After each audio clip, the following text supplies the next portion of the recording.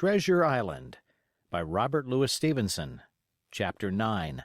Powder and Arms. The Hispaniola lay some way out, and we went under the figureheads and round the sterns of many other ships, and their cables sometimes grated underneath our keel, and sometimes swung above us. At last, however, we got alongside and were met and saluted as we stepped aboard by the mate, Mr. Arrow, a brown old sailor with earrings in his ears and a squint. He and the squire were very thick and friendly, but I soon observed that things were not the same between Mr. Trelawney and the captain. This last was a sharp-looking man who seemed angry with everything on board, and was soon to tell us why, for we had hardly got down into the cabin when a sailor followed us. "Captain Smollett, sir, asking to speak with you," said he. "I am always at the captain's orders. Show him in," said the squire. The captain, who was close behind his messenger, entered at once and shut the door behind him. "Well, Captain Smollett, what have you to say? All well, I hope? All shipshape and seaworthy?" "Well, sir," said the captain, "better speak plain, I believe, even at the risk of offense. I don't like this cruise. I don't like the men, and I don't like my officer. That's short and sweet." "Perhaps, sir, you don't like the ship?" inquired the squire, very angry, as I could see. "I can't speak as to that, sir, not having seen her tried," said the captain. "She seems a clever craft. More I can't say." "Possibly, sir, you may not like your employer either?" says the squire. But here Dr. Livesey cut in. "Stay a bit," said he. "Stay a bit. No use of such questions as that but to produce ill feeling. The captain has said too much, or he has said too little, and I'm bound to say that I require an explanation of his words. You don't, you say, like this cruise. Now, why?" "I was engaged, sir, on what we call sealed orders, to sail the ship for that gentleman where he should bid me," said the captain. "So far, so good. But now I find that every man before the mast knows more than I do. I don't call that fair, now, do you?" "No," said Dr. Livesey, "I don't." "Next," said the captain, "I learn we are going after treasure. Hear it from my own hands, mind you. Now, treasure is ticklish work.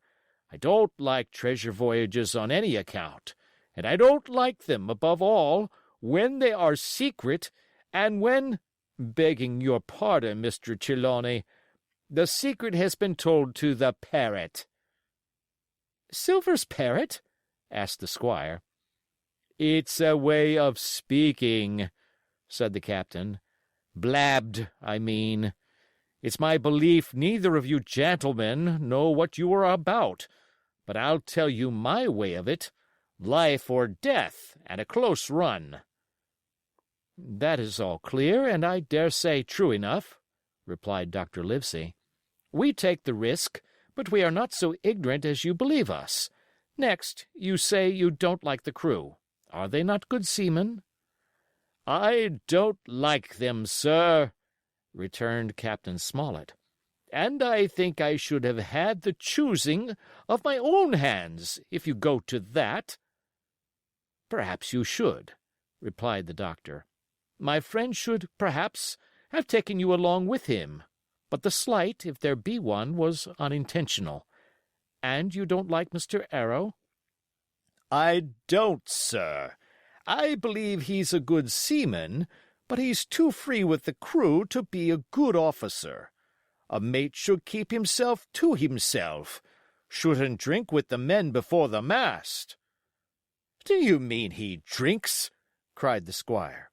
"No, sir," replied the captain, "only that he's too familiar." "Well, now, and the short and long of it, Captain," asked the doctor. "Tell us what you want." "Well, gentlemen, are you determined to go on this cruise?" "Like iron." answered the squire.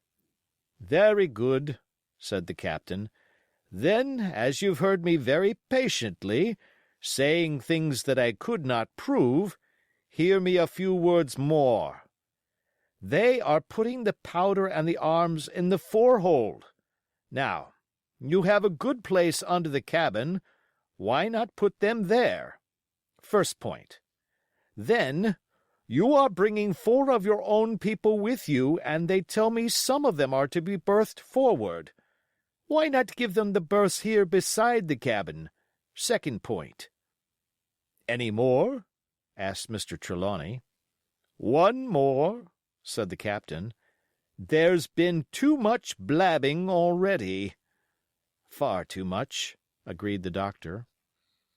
"I'll tell you what I've heard myself," continued Captain Smollett, "that you have a map of an island, that there's crosses on the map to show where treasure is, and that the island lies—" and then he named the latitude and longitude exactly. "I never told that," cried the squire, "to a soul."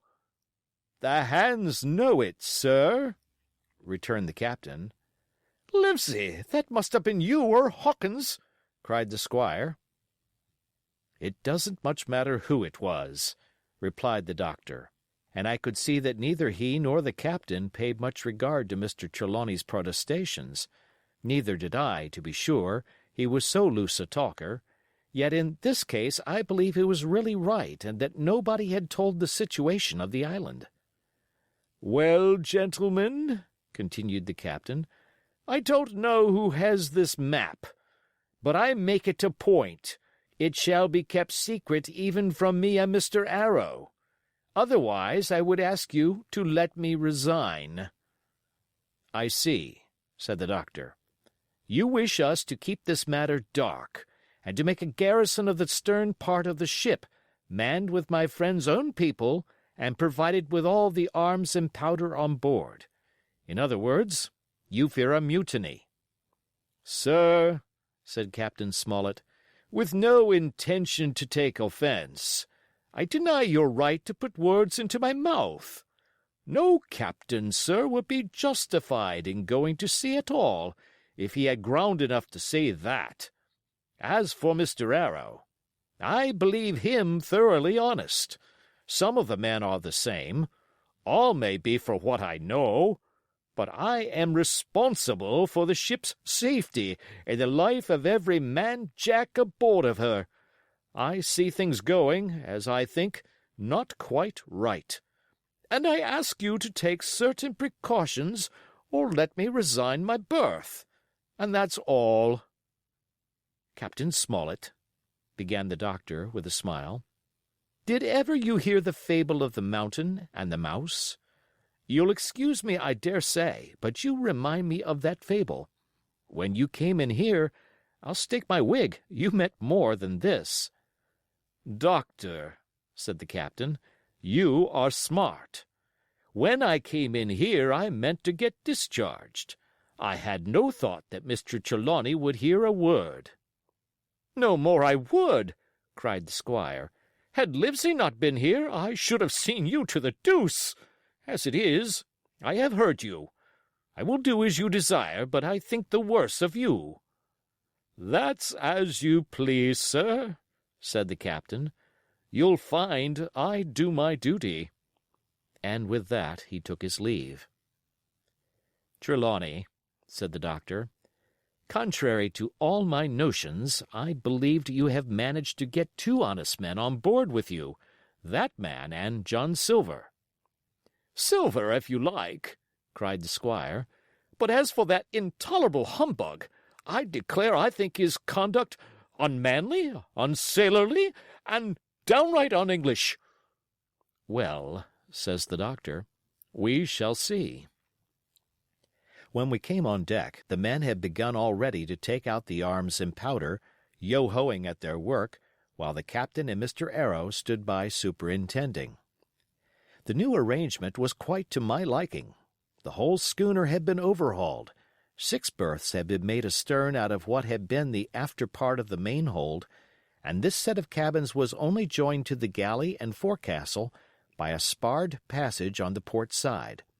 It had been originally meant that the captain, Mr. Arrow, Hunter, Joyce, the doctor, and the squire were to occupy these 6 berths. Now Redruth and I were to get 2 of them, and Mr. Arrow and the captain were to sleep on deck in the companion, which had been enlarged on each side till you might almost have called it a roundhouse. Very low it was still, of course, but there was room to swing 2 hammocks, and even the mate seemed pleased with the arrangement.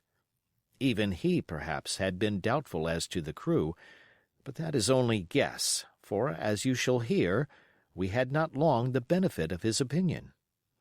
We were all hard at work, changing the powder and the berths, when the last man or 2, and Long John along with them, came off in a shore boat. The cook came up the side like a monkey for cleverness, and as soon as he saw what was doing, "So ho, mates," says he, "what's this?" "We're a changing of the powder, Jack," answers one. "Why, by the powers," cried Long John, "if we do, we'll miss the morning tide." "My orders," said the captain shortly. "You may go below, my man. Hands will want supper." "Aye, aye, sir," answered the cook, and touching his forelock, he disappeared at once in the direction of his galley. "That's a good man, Captain," said the doctor. "Very likely, sir," replied Captain Smollett. "Easy with that, men, easy," he ran on, to the fellows who were shifting the powder, and then suddenly observing me examining the swivel we carried amidships, a long brass 9, "Here, you, ship's boy," he cried, "out of that! Off with you to the cook and get some work." And then as I was hurrying off I heard him say, quite loudly, to the doctor, "I'll have no favorites on my ship." I assure you I was quite of the squire's way of thinking, and hated the captain deeply. End of chapter.